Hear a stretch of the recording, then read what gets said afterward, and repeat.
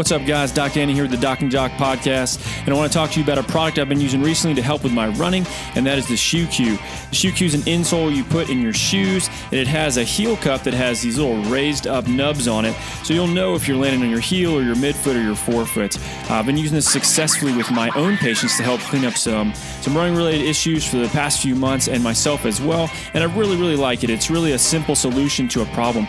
We know if you land in a overextended position or a heavy heel strike, you will eventually break down and get hurt. If you land in a good, solid midfoot, forefoot strike under your center of mass, you're going to be faster, you're going to hurt less. So Shoe Cue helps solve that problem in a really simple way.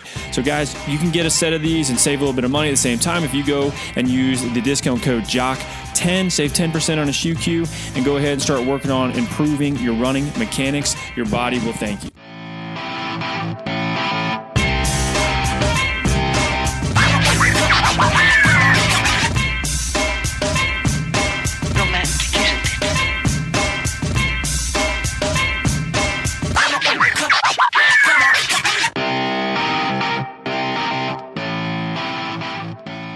What's going on, gang? Doc and Jock podcast. Coach Joe and Dr. Danny hanging out. We're playing with ourselves tonight. We've been doing we've been having a lot of guests on the show, some great ones, and we actually have some great content banked up. But Dr. Danny and I, we're here catching up with each other, getting over this holiday weekend, getting over some boating, some crazy fireworks here at West Point. I was actually, Danny, I don't know how to say this, but I was very frustrated by some MPs on the West Point campus recently.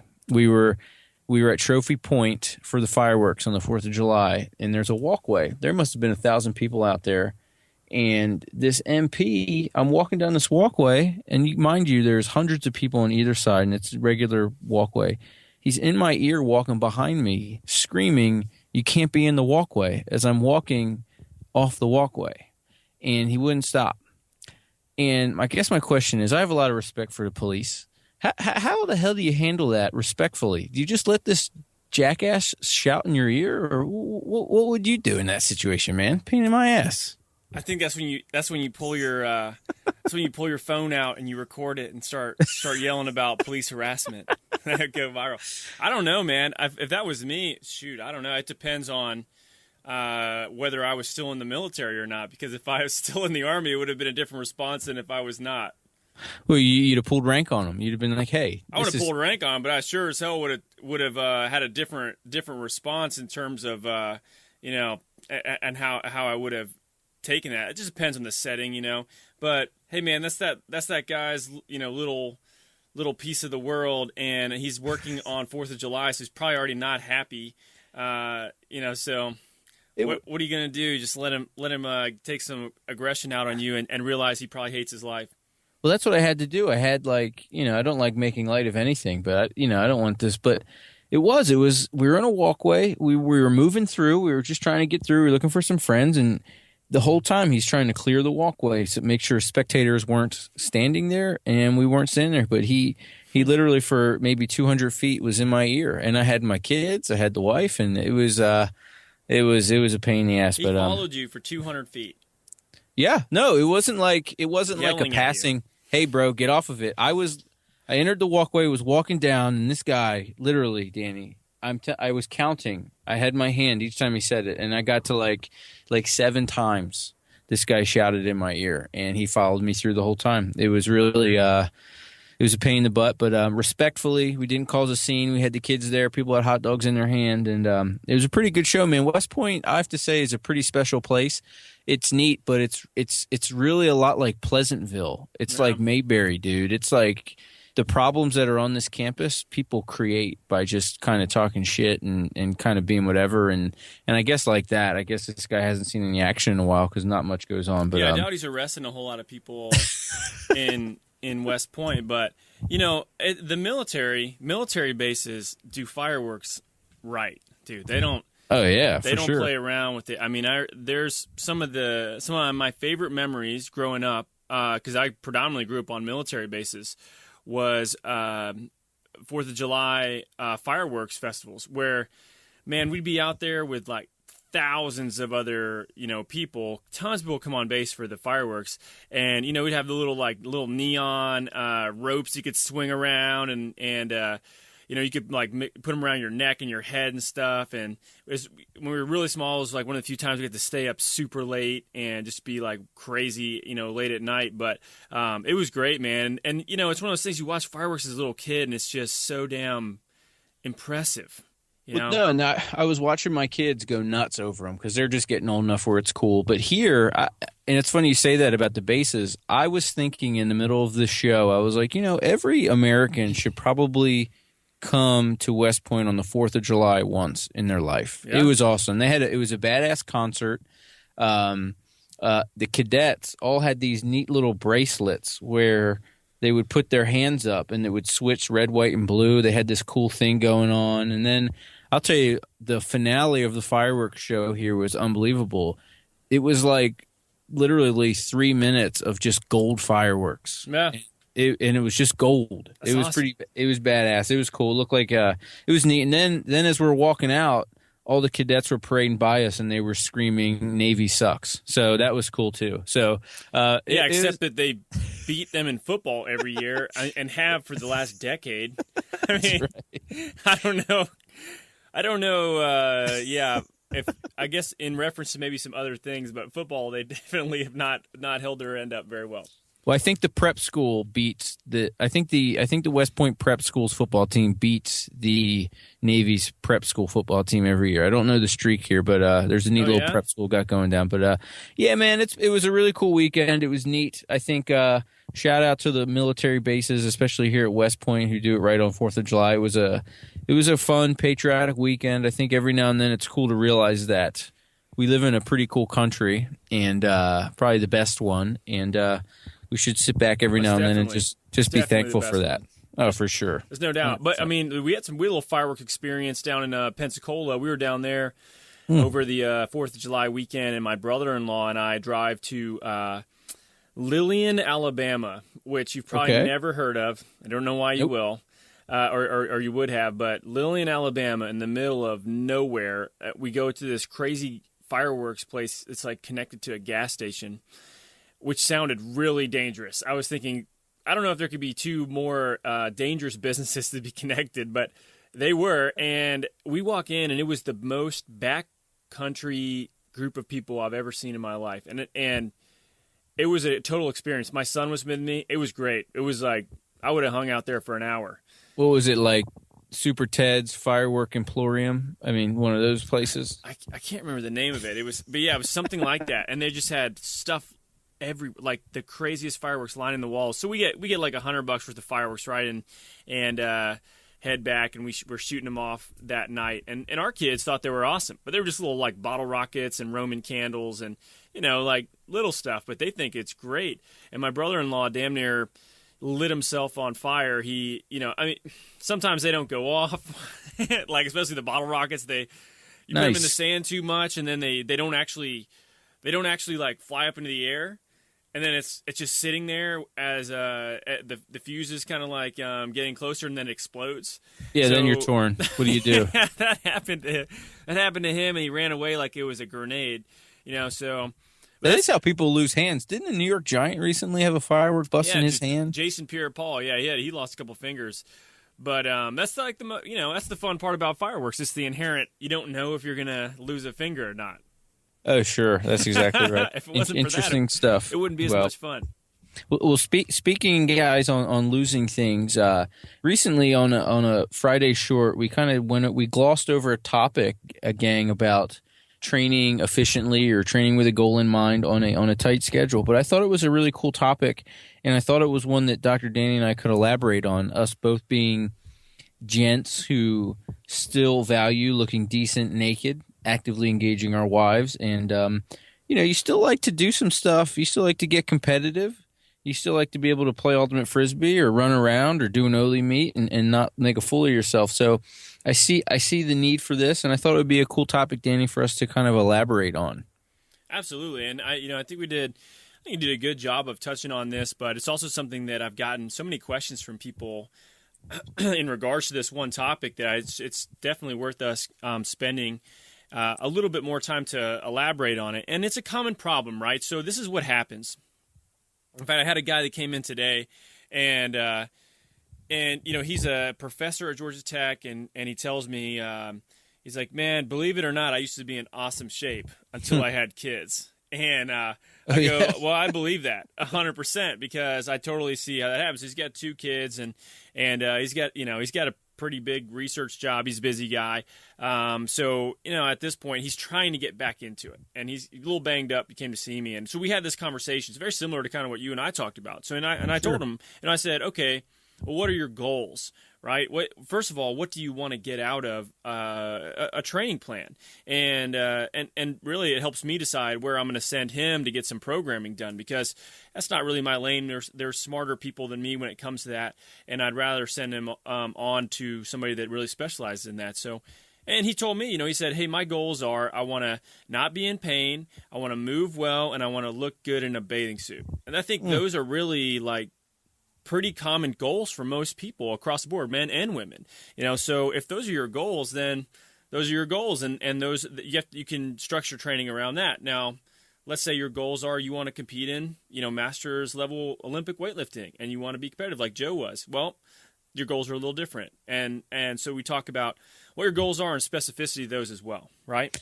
No, I love that stuff too, and I think the mindset going in is crucial on this, and I think you have to understand in the beginning what you're training on. So the original question was about keeping competitive and still being busy. And I think a lot of that is going to also take some real reflection. Do you have the time to really be competitive in what you want to compete in?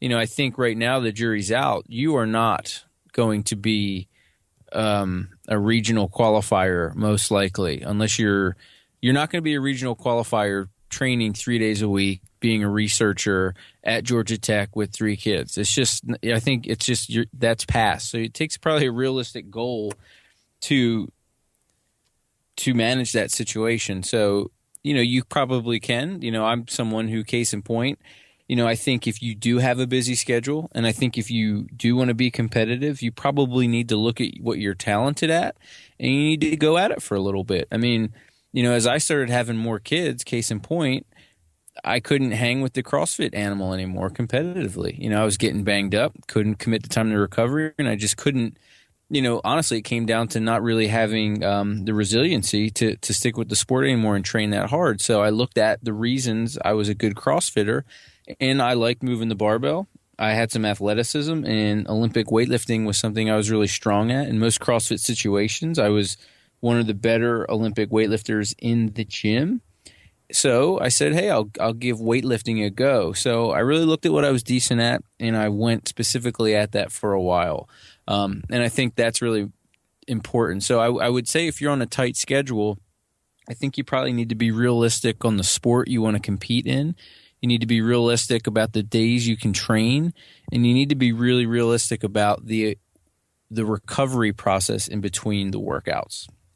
Yeah, that's huge. And for people that are busy, the recovery side of things, I would say, is a huge point of neglect, and which ends up leading to them breaking down faster than they normally would, and getting frustrated, and ended up having to take time off for an injury, and a lot of negative things that could go along with that. So, in my approach, what I typically will do, and just to give people an idea of kind of the way that I structure even my own training, because if you talk about, I mean, we both fall into this category, right? Like, yeah. I've got small business, we do this podcast, I teach for another group, sometimes that takes me out of the country to do so.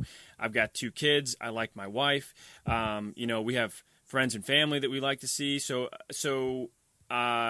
time is something that's just limited, and most people will get to this point as well.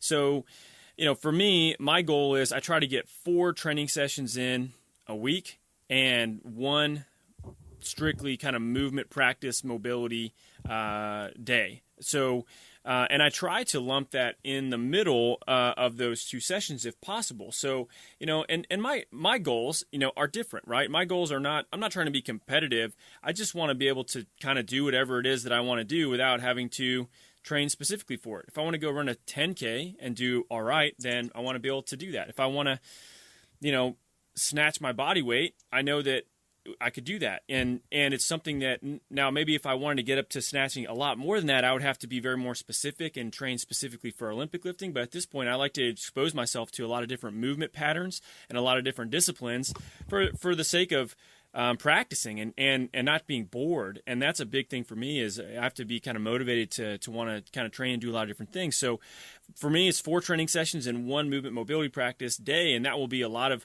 self-mobilization work, a lot of skill work on things like squatting, hip hinge patterns, some gymnastics-based stuff, things that are just things I'm not very good at, frankly. And that seems to work really well for me, and that can encompass some of those things on the weekend. It doesn't always have to be during the week as well. So Danny's talking about, and I think where CrossFit fits in really well is if you just want to be the generalist, and again you just want to look good naked and do so pain free, I think CrossFit's a good CrossFit gym with some good coaching, and like Danny's saying, having that movement mobility day is really important. I will tell you this, where the only thing I've seen go bad with the CrossFitter who starts out as a generalist is they get bit by the CrossFit bug and they want to be competitive in it. And right. I just think you need to just take that and watch it. I mean, and this is where I think you need to make the big distinction, and we've talked about on the show, the big difference between CrossFit, the training modality that's supposed to, better your life, help you look good naked, and introduce you to new skills and ways to play and be part of a community, versus, the sport of fitness, which is, I think, a completely different animal. So I think ending that conversation with, just going into it, are you doing CrossFit to look good naked and be a CrossFitter, or are you trying to be the sport of fitness? Now, I think, again, just being realistic about can you do the sport of fitness is really important, because I've just seen it too many times where folks go into the CrossFit gym with this goal to lose 20 pounds and to look good naked. Then all of a sudden they blow their shoulder out trying to get their first muscle up. I guess the point I'm trying to make is that muscle up that important, and, is doing, hanging with the Hero WOD and the Hero WOD group on Saturday morning to Oli lifts afterwards, is that something that you need to do? So just keep that in mind. But I'll say too, I've even been able to stay competitive in weightlifting less. I generally will get 3 good barbell workouts in a week. And then the other stuff that I like to do outside of that is hike with the kids for conditioning. And just like yourself, I'll spend some time on the garage floor just kind of mobilizing, doing some trunk work, and kind of stuff that would be more traditionally bodybuilding, exercises that are going to support weightlifting. If I find that if my jerk's looking unstable, maybe I'll hit some tricep work. You know what I mean? If other things like that. So I'll just hit some isolation work on a bonus day. Nothing too crazy. I think where folks can really screw up their bonus day, Danny, and I like where you have your movement mobility, I think you should have some specifics with it. I've seen also too often where people's bonus day is a Hero WOD, and that can be rough, or they max out their back squat, and that's too much. So have a plan with your bonus activities, and always focus, I think, on making deposits into your life, not necessarily always the withdrawal with your training session. Yeah, absolutely. And I would say, going back to just the CrossFit reference, for people that are busy, if they're looking for a pretty potent stimulus that they can do a couple days a week and be pretty fit, I don't think there's really not many things out there that are more effective. Like if you had 3 training sessions a week and you did 3 CrossFit workouts and ate pretty well, you could be pretty fucking fit compared to the majority of the people in this country, and 100% agree. And kind of a nice segue into what we want to talk about anyway. But it's also, I see a lot of people at CrossFit gyms that are there 5 days a week, and they bust their ass while they're there, and they're not really very fit looking. Like from the outside looking in, they still have a lot of non-useful weight hanging around. Now, some of that can be attributed to, all right, well, if you drink a 6-pack every night and you do 5 CrossFit workouts a week, it doesn't really matter. That's right. You put diesel fuel in the jet, man. It's not what it deserves. So, you have to look at what you're putting in your body. But, the other thing is also stress levels, right? So we do see a lot of these people that are highly, highly stressed, and they have these really high cortisol levels, and they plus they stress their body out really extremely doing one of these high intensity workouts, and their sleep patterns are off, and they just can't seem to drop weight, and they just feel sick and tired all the time, and they're just running themselves into the ground. So some of this is not just what stimulus you pick, but are you ready for that stimulus as well? In CrossFit, your body has to be ready for that, or you can be very it can be very detrimental for you. Yeah, and we talked about it briefly about making sure that you are doing your recovery in between. And I think this is where, as you get older and you have more kids and you have more stress, or it does age aside, as the more stress that's outside of your life, outside of the gym, that you have less room for error. And this is where your lifestyle has to be dialed in. If you're, again, being really evaluating yourself is really important. If you're not getting 8 to 10 hours of sleep a night, you shouldn't be training CrossFit 5 days a week, or you shouldn't be trying to be ultra competitive in anything 5 days a week. Also, we've heard it time and time again from great coaches, but you're not going to out-train a shitty diet. And this is especially true the older you get, and this is especially true the more stressed you are. So I think a specific diet, a diet prescription that I follow quite a bit, especially if you're on the go, is I've been reading a ton of Mark Sisson stuff lately. I like his primal approach, and I like that it's not just a diet, but it's a lifestyle, and it's not even low carb, but it's a diet that should support your activities, support your stress. And I think the cool thing about Mark Sisson is he's a guy who's up in years. He plays ultimate frisbee with his kid. He looks pretty damn fit. Yeah, he does. He hangs out with the wifey. He's got, I couldn't think of anybody who I wouldn't mind trading situations with, right? Mark Sisson he's a great example of, age is just a number if you have the other things dialed in, but he'll tell you he's not beating his head against a wall training just for the sake of training. So what you do, I think even when you get into a CrossFit gym or you get into the specifics of the sport you want to be competitive in, are you someone who's addicted to the grind of working out, or do you really want to make gains in the gym? And I think that that's two different things. So, again, just being really smart about it. But, lifestyle factors matter. Yeah. Tell me this. So between traditional paleo approach and the primal stuff that Mark Sisson talks about, what are the kind of bullet point differences with those? Yeah, I don't know. I think where Mark will make the distinction with maybe traditional paleo diets is with maybe the carbohydrate consumption.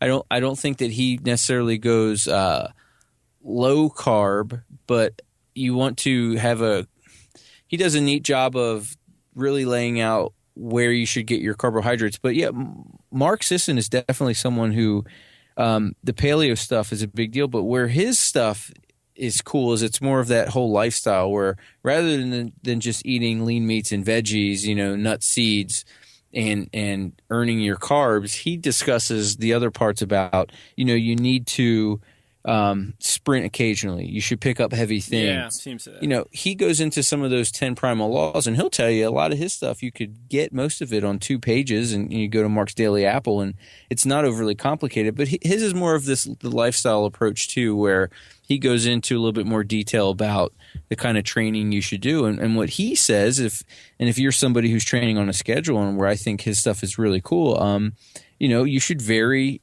the outputs you're doing. Like he says, pick heavy stuff up every now and then. Mm-hmm. You should sprint occasionally. You should move around a lot.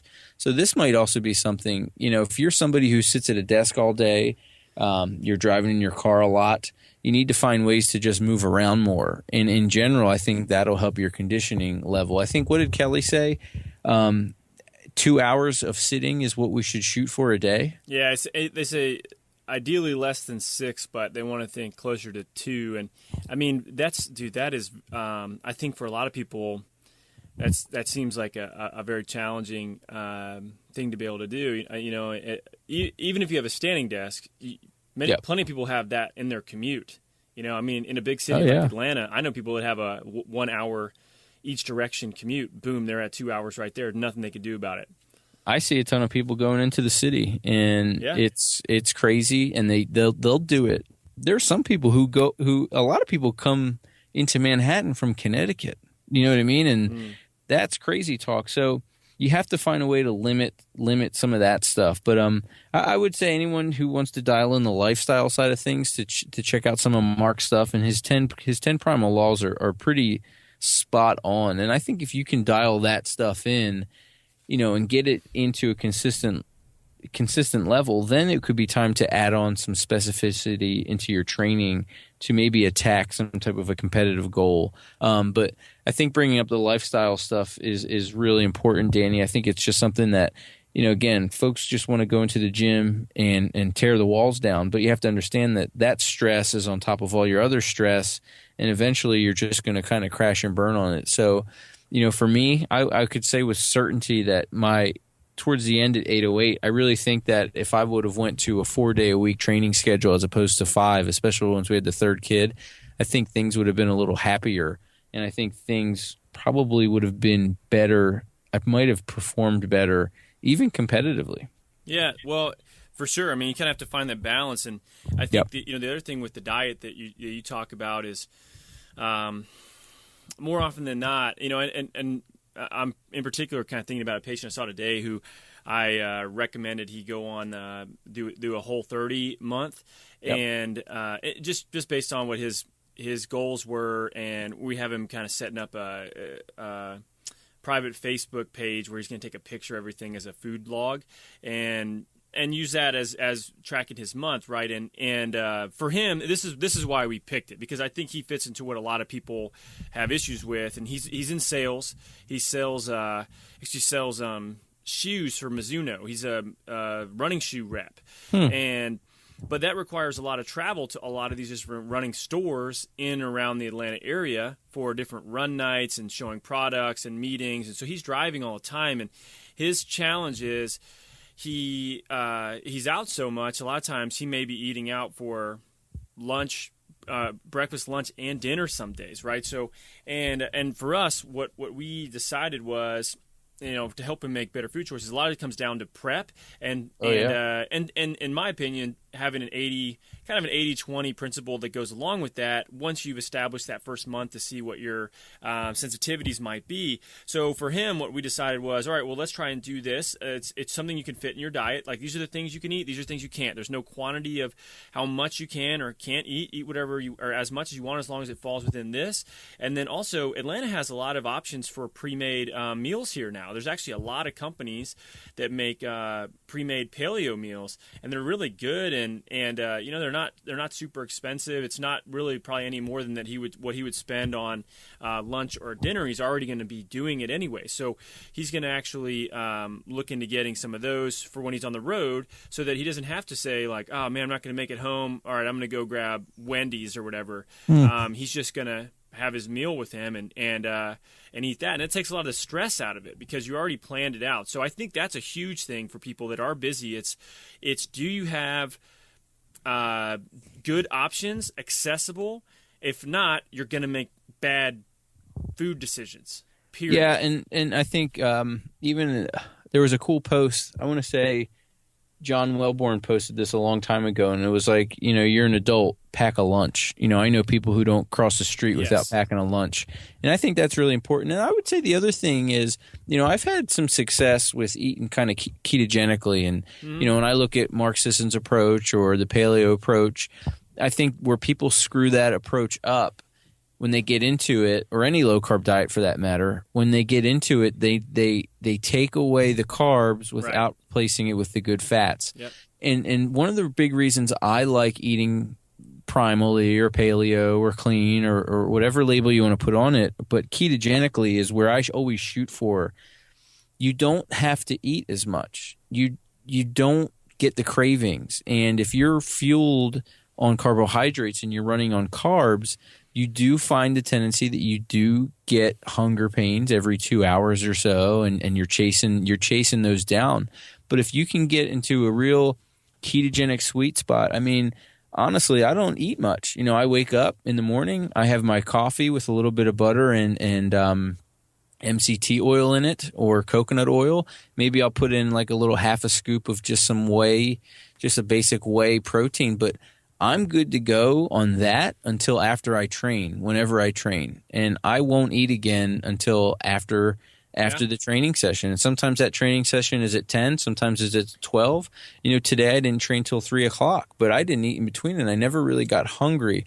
But then afterwards, that's when I'll go. I have the big giant salad, I'll put some big fat on it, and then I'll have the sweet potato with it, or some other type of maybe some other root or tuber, or even some white rice occasionally here and there to support the diet. But again, people who are in a time crunch, regardless if you go ketogenic or not, you need to be eating high quality foods. Everybody should be avoiding sugar. Everybody should be avoiding processed foods. But again, everything in moderation, including moderation. I talk about this a lot too, but man, I'm dialed in probably Sunday night through Friday afternoon. But Friday evening to Sunday morning, if there's a party and some cake there, I'm going to have some. You know what I mean? Dude, sugar's awesome, right? Yeah, No one is denying that. You can't deny it. Sugar's amazing. And if you don't believe me, give a kid sugar, give them like a little spoonful of icing for the first time and watch what happens to their face.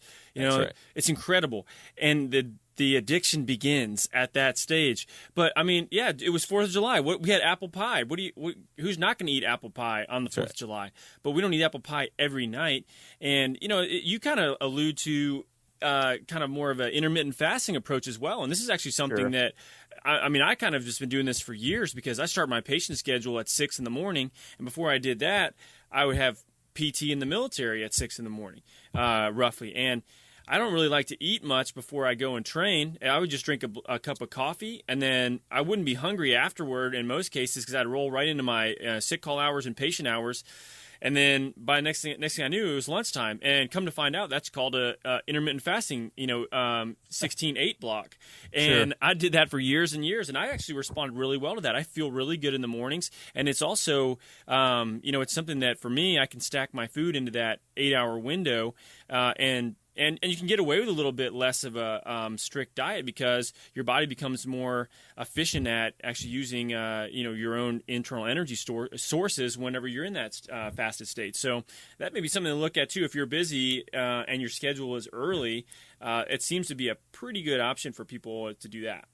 Yeah, I would just say if you do want to go that route, watch the metconning, watch the high intensity sprinting. If you do that, make sure you are putting some of that back in and restoring the glycogen and whatnot. And I'll say too, the other approach to that is the fasting stuff's interesting. What I've been tinkering with lately is not being in such a rush to get my carbs in post-workout. I used to be a big proponent of, get your carbs in right away. We've had Anthony Almada on. We've talked about Vitargo. I used to pump the Vitargo up right away, get the protein shake.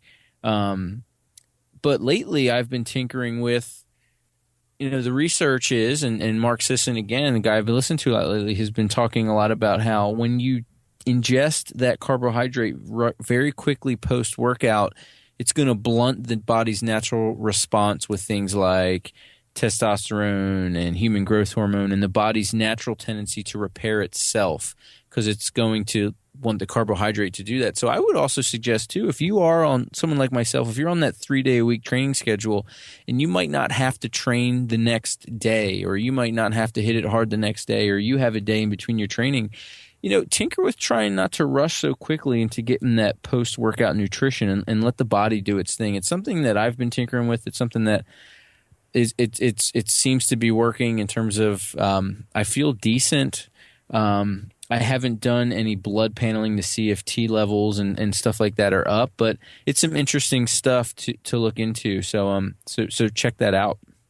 Well, the last thing that we had touched on that we want to make sure we mention is really time management, and this is something that we hear a lot. And what people say is they're just they're like, look, I just don't have time for this and that, right?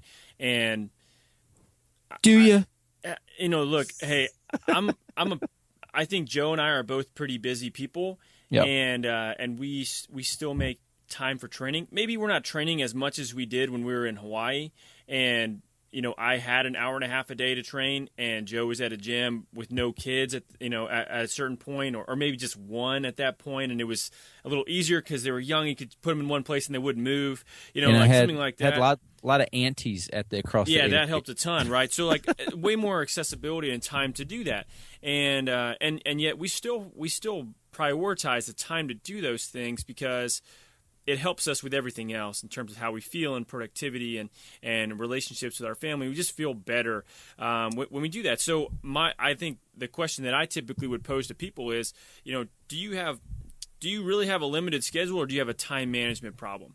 And there's a difference there, because if you're watching, if you're binge watching 2 hours of Netflix every night to catch up on whatever show it is that you're fascinated with, well, what if you did an hour? Let's say you did 45 minutes of some kind of kettlebell, interval training with some running or whatever it might be, and then still watch an hour of your show. Like, you could still watch your show, and that's cool if that's how you relax. But don't sit there for 2 hours and say you don't have time to get a training session in. No, I'm with you on that, and I will be first to admit that I would probably someone who had dealt with some television addictions where I would love it. Shows are so good, man. They're great. Shows are really good, but recently, where I've been able to find a lot of time in the evening to do things, especially like just build a better sleep routine, which was really important. We've actually made the decision. We cut the cable. We don't have it in the house anymore. So what we go with is just that standard kind of Apple TV situation. And if we earn the show, we'll watch maybe a bit of TV. But what we've had to do is, at 10 o'clock, the lights go off. We're not messing with it anymore, and we're just not into it. So what about Game of Thrones? Well, you know what I am smart on this one, Danny. That's over at 10. Yeah, that's a good point. Well, the HBO To Go app, and I can purchase that. I'm waiting. The season is ended now, so now that it's over, I'm going to just serial watch it. Oh, you haven't seen the last season? I haven't seen any. Oh my God, man! I want to ruin so much stuff for you right now. It's so good. The last episode. That's what's cool about some. Every now and then I'll go through these things where I willpower myself and I flex my willpower muscle. When we made this switch to not do the cable anymore, it was right when that was about to start, and I said, you know what?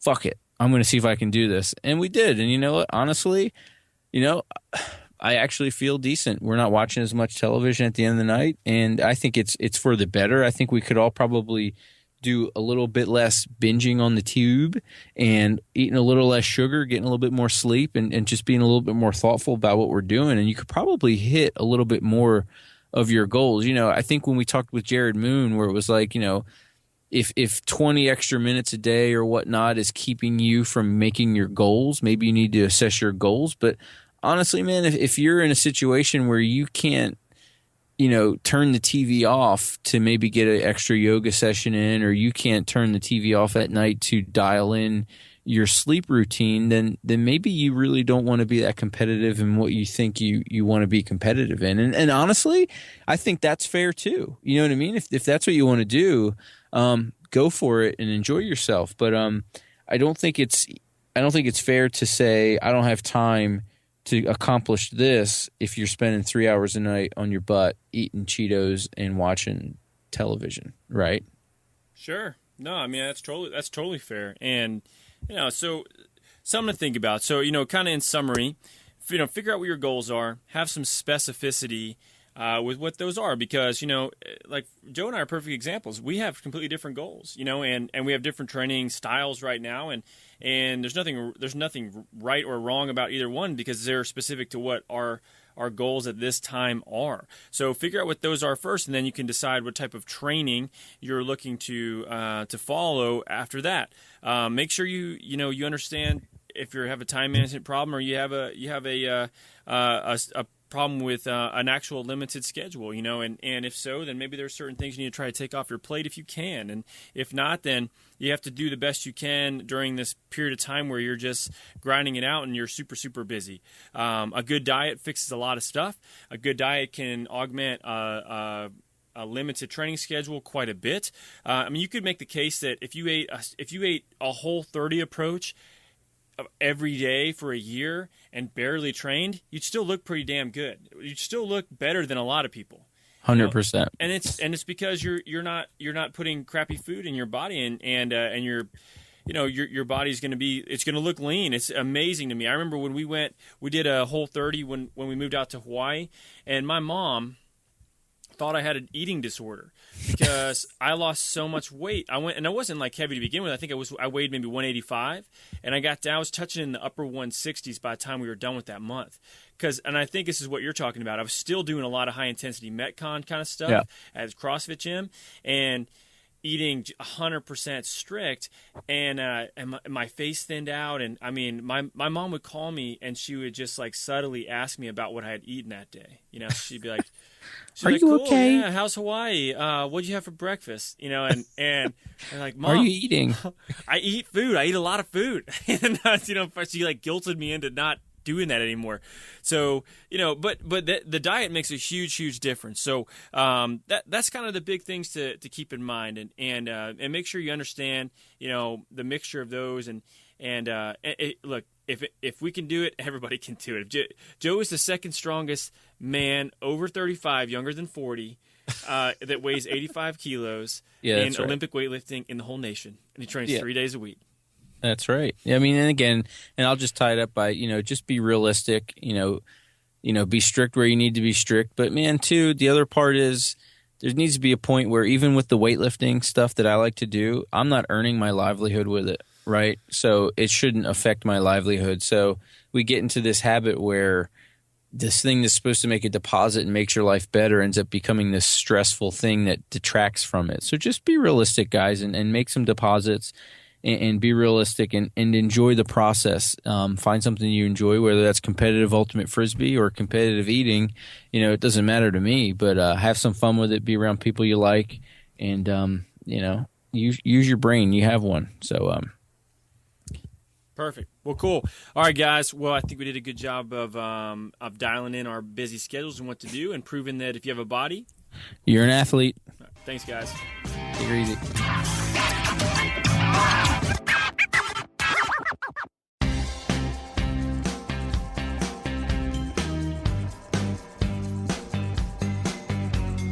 What's going on, gang? Coach Joe here to talk to you a little bit about Performa Sleep. Guys, Performa Sleep has worked with industry experts to develop the ideal mattress for athletes and active people looking to improve their performance through better sleep. Guys, Performa Sleep is proud to say that every single Performa Sleep mattress is made in the USA and ships quickly from their warehouse to your door, and hopefully it gets in your bedroom pretty quick. Guys, I sleep on a Performa Sleep mattress. I absolutely love it. It's the only mattress on the market with copper cool technology, and I can say right now, as a guy who sleeps hot, who sleeps with the sweats, I don't anymore in my Performa Sleep mattress. Check it out. Folks like myself, like Dr. Danny, Lauren Fisher, Emily Bridgers, Scott Panchek are on the Performa Sleep mattress, and I have nothing but great things to say about it. So head over to performasleep.com and click their big red Buy Now button and enjoy.